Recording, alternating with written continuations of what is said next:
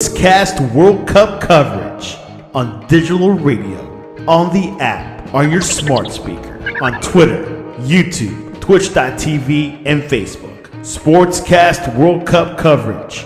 Analyze and preview all the games of the World Cup here on the Sportscast. Sportscast World Cup coverage. And here's your host, Santiago Leon. And welcome to the Sportscast World Cup coverage, December 5th, 2022. If you haven't yet, please subscribe in all our channels, YouTube, Twitch.tv, Twitter, and Apple Podcast. You can also listen to us on your smart speaker. If you're listening on Apple Podcast or Spotify or any other podcast directory, please leave a rating and a review. It will help us out tremendously. We're also on online digital radio 24/7. You can listen to us all day long. You can also visit us on thesportscast.net and also follow us on Twitter at the Sportscast1. And check us out in our app, the Sportscast for iOS. This is your host, Santiago Leon. We're going solo today. Asa was not able to come this morning due to he is on a assignment. This past Saturday, the U.S. men's national team lost against Netherlands 3-1. Hal Phillips was on the show on Saturday, and we were discussing and we were reacting, and now it's been a few days since, and my thoughts, a lot of chatter about what's next for the U.S. We are already qualified for the next World Cup in 2026, but the big discussion, a couple of topics is, should Greg Berhalter return as coach and coach the U.S. all the way to 2026, and also the competition with the U.S. team. Should we be playing in Copa America? Should we host Copa America so we're able to get our A team? Because if we don't host the Copa America, then we'll be invited as a guest, and European clubs or clubs in the MLS or elsewhere don't have to release players to play for the U.S. So that is a situation there. Overall, let's start with what happened on Saturday in the round of 16. USA losing against the Netherlands 3-1. It's been a few days since that match. Louis van Gaal was quoted to be,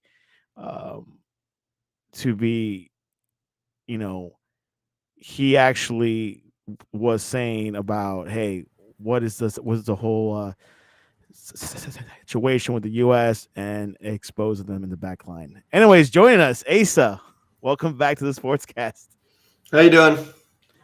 Good, man. It's been a few days. We're live, actually. Your thoughts over the U.S. lost against Holland 3-1.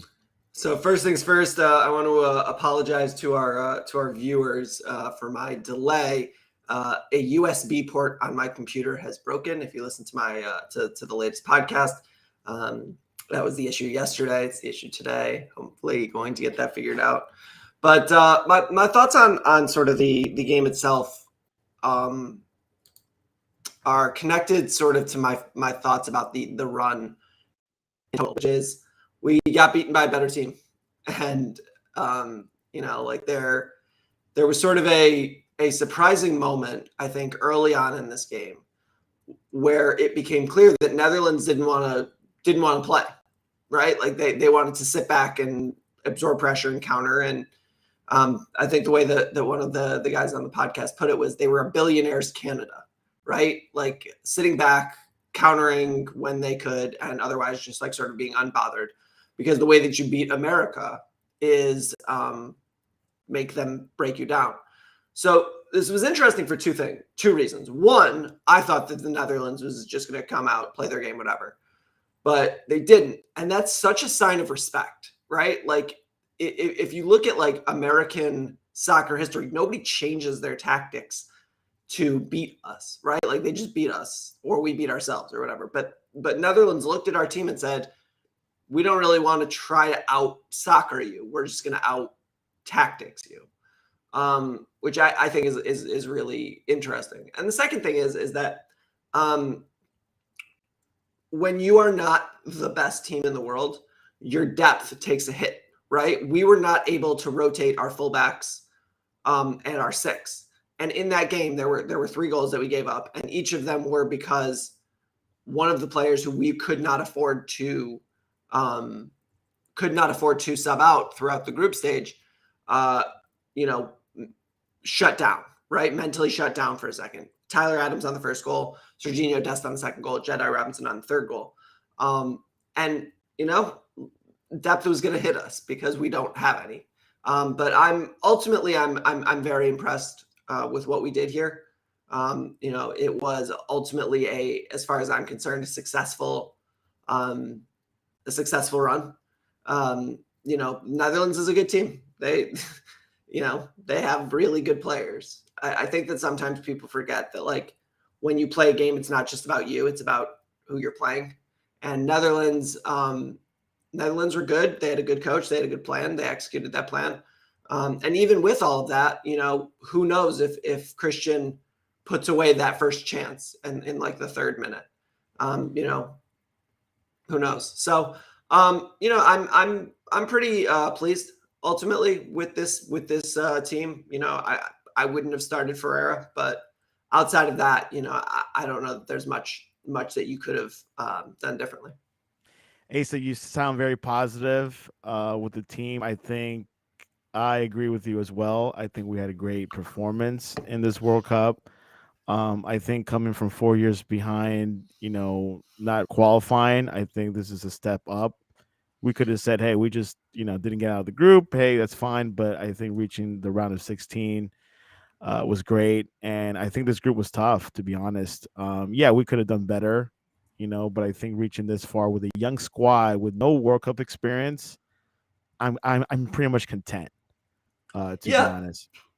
And contentedness is probably the right thing to say, because it's like prior to missing the last World Cup, the standard American outcome at the World Cup has been to get out of the group, finish second in the group, go play the team that finished first in some other group and lose. So if you're going to sort of measure us against 2014, right? Look at the game between America and Netherlands, and then go back and watch that 2014 USA versus Belgium game. And the reason why I'm saying that is in 2014, we played Belgium and they humiliated us. We lost 2-1. Like it was a closer game on paper. But if you go watch that game, it's like watching the Los Angeles Lakers versus a high school team, right? Like it's not even close. Whereas in this game, you watch this game and you're like, yeah, Netherlands are better, but like they're both playing the same game, right? Like if Netherlands sort of didn't play a perfect game, we would have scored more goals, right? I'm not saying they did play a perfect game, but we could have played a perfect game against Belgium and still wouldn't have won. Not ever, right? So I think that there's clear progress. I think when you talk about the age of this team, I think that the way to look at this, because a lot of listeners and a lot of people who are sort of paying attention are not happy with Greg Berhalter, and that's fine. You don't have to be. I'm not here to tell you how to feel. But if you look at him instead of as a senior national coach, and instead you look at him as a youth coach who shepherded this group of 24-year-olds, the core of this team is all under the age of 24, except for Jedi Robinson, who's 25. But the core of this team is very young. And if you look at Greg Berhalter as a youth coach who has come out here and gotten the vibes absolutely correct and kept the team together and ultimately got back to where American soccer was before he took over, I think that you can say that he was a good shepherd. Do I want him to continue in the job? No. Do I think that he did an exceptional job? No. But he did his job. He absolutely took care of business. in both the World Cup and the regional tournaments. So if this is the end of the Berhalter era, I think that it's an unmitigated success. If he sticks around, then I think we get into the question of what are the goals of this team going into 2026, and can those goals be achieved with Berhalter at the helm? And I'm not sure. But for right now, I think that you can say that Greg Berhalter's tenure was an absolute success. Yeah, I do have mixed feelings about Greg Berhalter returning or not. I think a lot of the conversation this past weekend of having a coach with more than one cycle, usually it's unsuccessful. The percentage rate is pretty high for unsuccessfulness. Um, which leads us to our next segment is what should the U.S. do to prepare for World Cup 2026? Obviously, part of that is the coaching. But what do you think we should do the next 4 years to make sure, hey, at least we can go deeper in our home soil? So I think what it comes down to is you have to make a determination about what is the goal, right? Because if the goal is to continue sort of on this project, let's say Greg Berhalter sticks around, right? Then okay, we're rolling with this project. It's probably going to be these players, and so you just sort of go forward in that fashion. We have a regional tournament in 2023, the Gold Cup, which is important for us to win, just for sort of, I don't know, vibes perspectives again.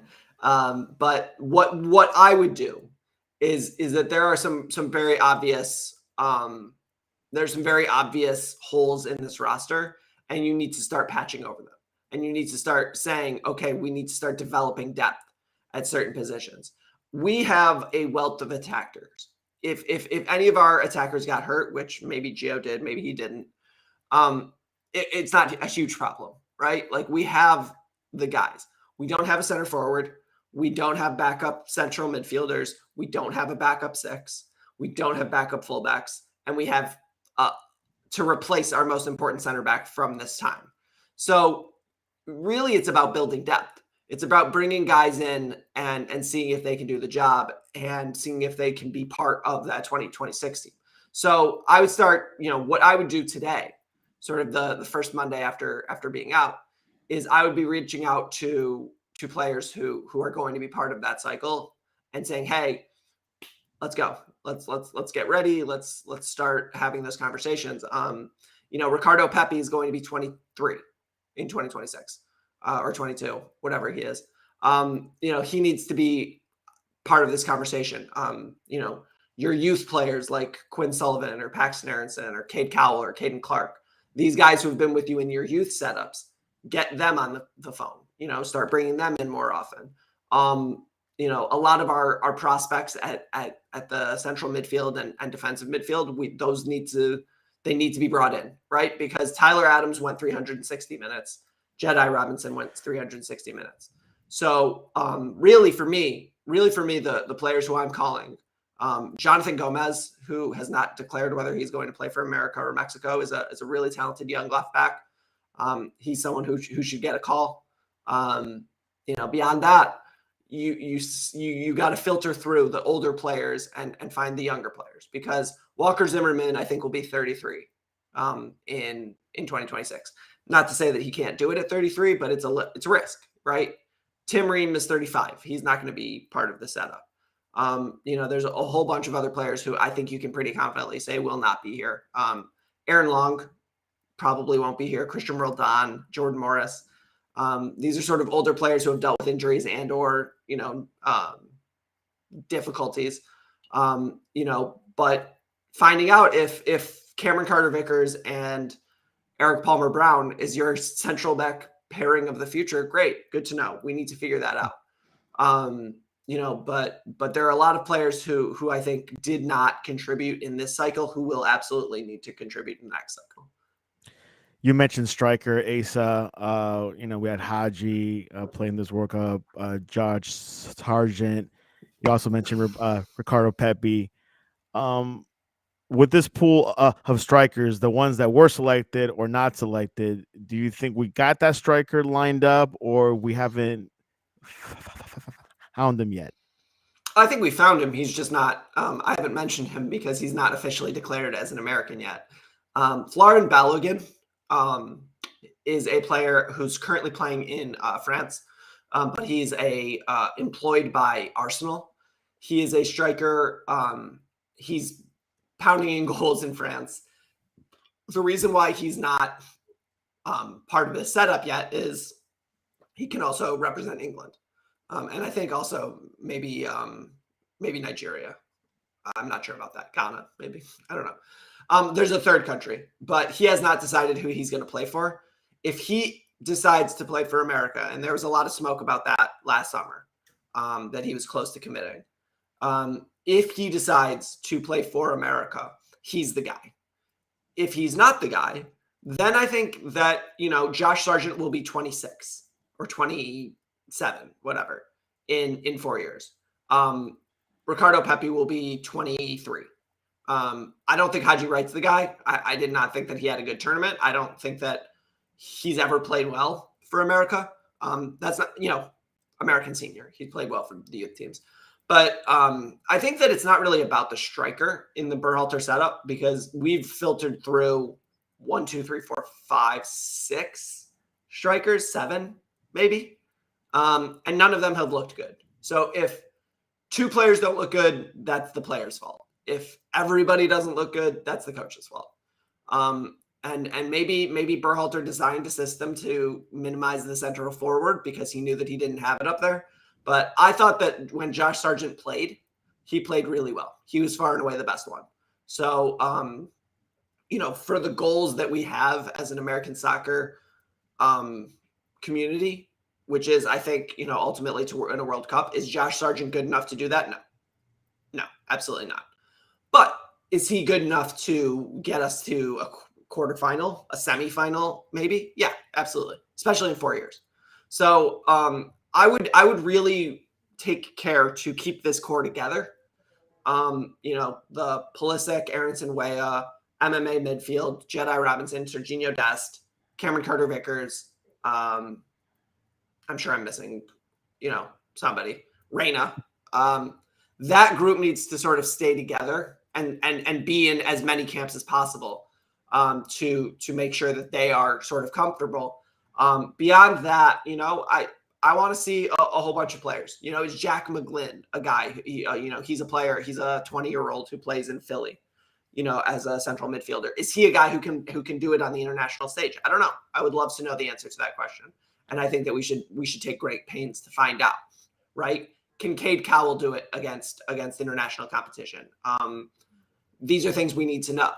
And that's really what I would be sort of the way that I would move forward, is just to find out how many guys in our pool, how many American-born players or American citizens can play. Because if we find out that we don't have it, then we need to change a lot of what we're doing schematically. But if we do, then great, cool. We just need better players. And everybody here will be better in 4 years than they are now, hopefully. Yeah, great points, Asa. You mentioned about the coach situation. You prefer Berhalter to go out. If he did, can you name some names that you would like to list as candidates? Sure. So I want to be clear that I'm not like a Berhalter out hashtag whatever. Like I'm really liked what he did in this World Cup, in the lead up to World Cup, and also keep in mind, right now America owns every possible regional title that it has. Every time he entered a tournament, he did what he was supposed to do. He went out, he won the World Gold Cup, he won the Nations League, and he got us to the round of 16 in the World Cup. It's what you're supposed to do as an American manager. He absolutely passes. But I'm just generally, I think he could have won the World Cup, and I would have wanted a new manager, because I believe that you get one cycle. In terms of guys out there, Zinedine Zidane doesn't have a job right now, so we can go out and try to get him. He's linked to France, though. He's going to coach France. He's absolutely going to coach France. I'm just sort of, saying why not? But, but in terms of who I would really like, a guy who's probably worth mentioning is Pellegrino Matarazzo. He was the manager at Stuttgart for a while. He's from New Jersey. He'd be a good option. But I think right now it's very important to me. It doesn't matter who it is, right? Because, for example, Tata Martino was absolutely who I wanted to be the coach last time, and he just oversaw Mexico's worst World Cup in 60 years. So you never know. But I think that there's a number of coaches who could do the job. But for me right now, at this moment, if we're making the decision today, Pellegrino Matarazzo is probably my hope. Mauricio Pochettino, who used to be the coach at both Spurs and PSG. I don't believe he has a job at the moment. He plays the type of soccer that I think American fans would love. And I think that with this group, he would have a blast. He's sort of an all offense, no defense, whatever.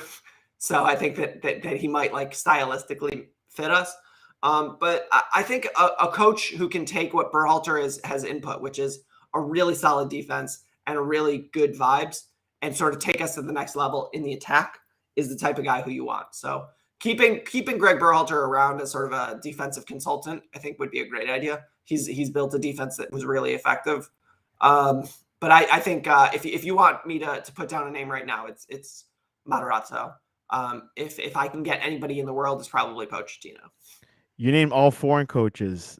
Would you name any American coaches? So Matarazzo is from New Jersey. He is Oh, okay. American.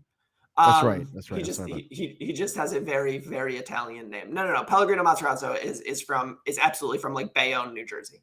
I do want to say there's been a debate, as long as there's been American soccer.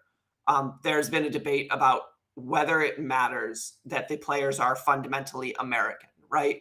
And this was a big debate back under the Klinsmann administration, because he had, not only was he not American, he was German, but he brought in a lot of German-born Americans. So guys who didn't necessarily speak English all that well.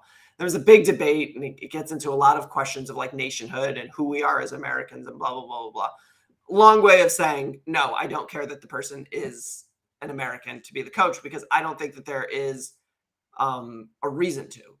I think that the only reason to have an American coach is if that is part and parcel of, okay, we need to play in a specific style of American soccer. And if we're going to do that, fine. I'm cool with that. I'm good with that. Let's go play Red Bull ball, which is what American soccer probably like defaults to, which is fast and strong and aggressive. And you saw the failings of it against Netherlands because they didn't even allow us to do it. But if we're going to sort of go all in on that style, right? Like the high press, go crazy, and then we just hope that we get technically better. I think that Jesse Marsh is probably the guy then, but he has a job right now. So wishing him, despair so that we can have a better national team coach is not something I'm gonna do right now. Yeah, that's one name that I was looking at, Jesse March. But of course, like you were saying, he's not available. But if he was, I would consider him. I also thought LVG, Louis Van Hall, possibly. I know he's a little bit older, but I think he'd be good. But those names you mentioned, they're excellent choices. Yeah, I mean, and ultimately, I'm of the belief that the manager can't really do all that much. I think a lot of people, especially in this day and age, probably forever, they think that the manager is much more powerful than they are. I think that ultimately it comes down to, a lot of sports comes down to, can you beat the guy in front of you? And yeah, like we can change tactics and whatever, but it's not like, here's a good example. We didn't lose to Netherlands because of tactics. We lost to Netherlands because they have better soccer players. And that's fine, right? Like, could we have overcome that with great tactics? Yeah, but you look at American sports, right? How many coaches really matter? How many coaches really matter? I can name like 5, right? It's like Popovich matters, Bill Belichick. Belichick matters, Saban matters. Beyond that, I don't know. I cannot say Steve Kerr either. It's not Steve Kerr. No. Steve Kerr's assistant matters, but Ron Adams matters, but for reasons that aren't necessarily prescient. Darvin Ham apparently matters because since he's come in, the Lakers, Russell Westbrook is coming off the bench and Anthony Davis playing 5, and they look great. But what I'm saying is that I think we both understand the point, which is over the course, across 4 major American sports, we can name about 4-ish coaches who matter. College basketball is probably the only place where coaches really matter. And even then, I mean, Tom Izzo, a Hall of Fame coach, lost to Northwestern last night. So it doesn't matter that much. So I think ultimately the question of who our manager is, it's important. You got to have someone who's good, who knows what they're doing. But, I don't think that we are going to get one of the 3 soccer managers worldwide who matter. 2 of them are currently very well paid in Liverpool and Manchester. So they're probably not coming. And then beyond that, do I think that we're going to get, a I don't know, Julian Nagelsmann or a Hansi Flick? No, I don't. So then you get into the question of okay, does it matter? And I don't really think it does. Whoever coaches has a young, good squad ahead of them. So we'll see what happens, what USSF decides to do with the coaching position. All right, we're almost out of time. Let's go into predictions. Currently, Japan is tied with Croatia 1-1. Who will take this, Asa? So I really would love to be able to say Japan because I root for chaos as often as possible. But I think Croatia is ultimately a better team, and when it comes down to it, I default to who is the best player on the field, and are they going to be able to impose their will?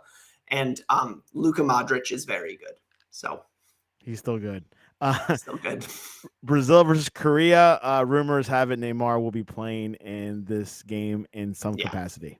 Yeah, it's Brazil. Very good. By a lot. This one I think could be an upset. Morocco versus Spain. What's your thoughts on this? I think that Spain is going to be tough to upset because their midfield is so strong and their defense is sort of effective. I don't think Morocco is very good. I think that they have a couple of very good players, but I don't see them as a very good team. So I think Spain's going to go through, like I said, fairly easily. It's the next game on that day that I think that there's going to be an upset. Which is Portugal versus Switzerland. I think Switzerland is going to win that game. I think Switzerland's better than people think. And I don't know what the betting line is, but I would take I would smash the Switzerland in regular time. Not that I give gambling advice, but if one were to do that, that would be the play. Yeah, no surprise. Switzerland has shocked countries before. They beat France in the Euros last year, beat France in the quarterfinals. So this could be a potential upset as well. Asa, what is the best way to reach you online and also about your podcast? Yeah, so on Twitter at TLSTDDS. At TLSTDS. Our podcast is on, Spotify, Apple Podcasts, whatever. Touchlines and touchdowns. We had, I messed up with the uploading, so I think we had 7 different episodes upload yesterday. It's actually 2, but we're doing stuff. Always happy to chat. Thank you for having me on. Really appreciate it. And also your thoughts over the college football playoffs, 4 teams that were selected before we leave. I think that we should go back to the BCS because there are only 2 teams that matter in this playoff. So. I agree. You can reach us at thesportscast.net or the Sportscast1 on Twitter and Instagram. We'll be back on Wednesday with Jaime and see if his Spain team has gone through. But anyways, that's it for the World Cup coverage on a Monday. Asa, I appreciate you coming on to the Sportscast. Thank you for having me. I apologize for the late arrival. Hey, better now than ever. I'll see you. Bye. Sportscast World Cup coverage on digital radio on the